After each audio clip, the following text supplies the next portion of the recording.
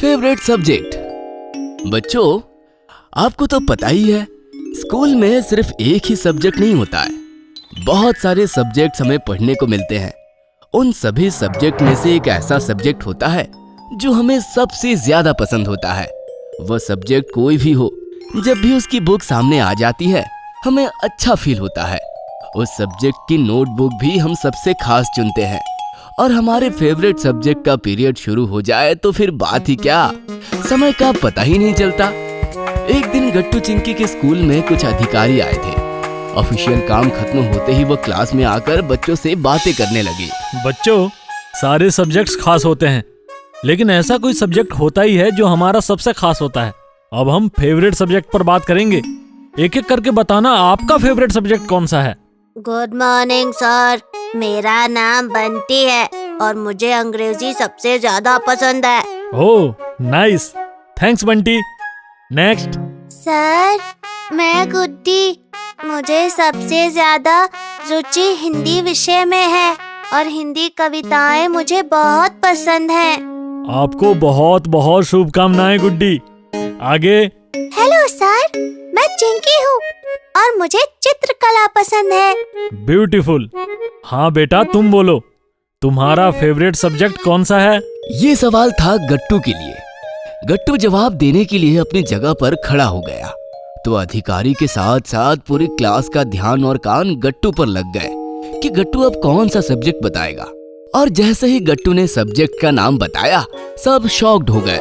Hi sir, मेरा नाम गट्टू है और मेरा फेवरेट सब्जेक्ट मैथ है। ओह, वेरी इम्प्रेसिव। तभी बंटी बीच में बोल पड़ा। सर, गट्टू झूठ बोल रहा है, उसे मैथ नहीं साइंस पसंद है। गट्टू, बंटी जो कह रहा है क्या वह सच है? कल तक सच था सर, लेकिन आज सच नहीं है।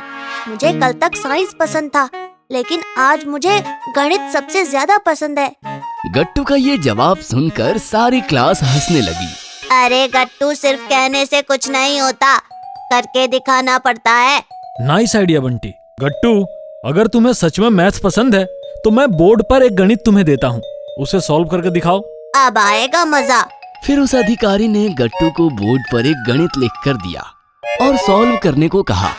गट्टू बोर्ड के पास आया और उसने चुटकियों में वो मैथ का क्वेश्चन सॉल्व कर दिया। एक्सीलेंट। प्लीज आप सब गट्टू के लिए तालियां बजाइए।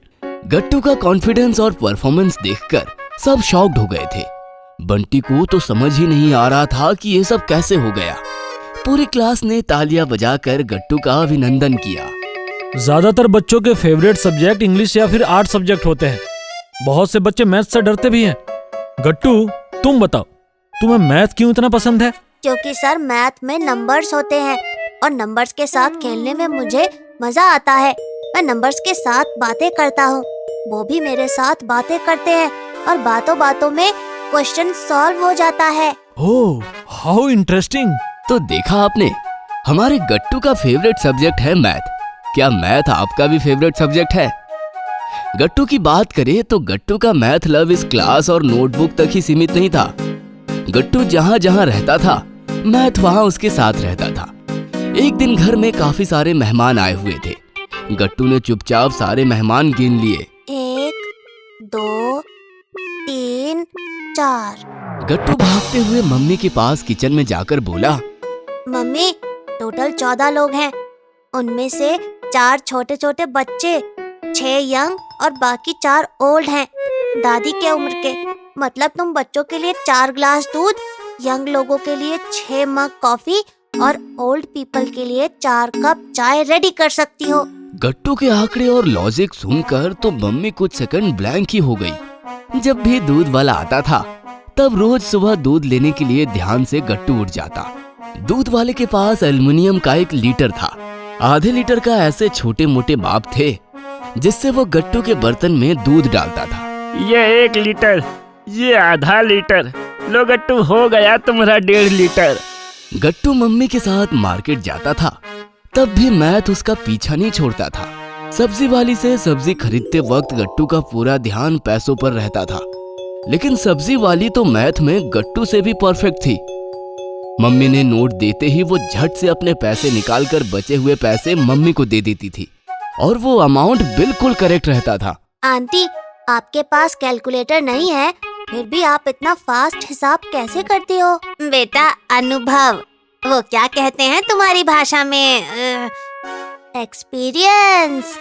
हाँ, एक्सपीरियंस से सीख गई। शुरू में बहुत गलतियाँ करती थी, तो किसी कस्टमर को ज्यादा पैसे दे देती थी तो किसी को कम, लेकिन मैं भी धीरे धीरे आंकड़ों के साथ खेलना सीख गई और अब तो चुटकियों में हिसाब किताब हो जाता है, कैलकुलेटर की जरूरत ही नहीं पड़ती। इस प्रकार गट्टू जहाँ मौका मिले वहाँ से मैथ सीख रहा था। स्कूल में भी जब मिश्रा सर बोर्ड पर कोई गणित लिखते तो सॉल्व करने के लिए गट्टू सबसे पहले उठकर आगे आता था और चुटकियों में सॉल्व कर देता था। एक दिन स्कूल में टेस्ट ली गई। मैथ की टेस्ट में गट्टू का परफॉर्मेंस सबसे अच्छा रहा, लेकिन फिर बाकी सब्जेक्ट्स में वो कुछ खास परफॉर्मेंस नहीं दे पाया।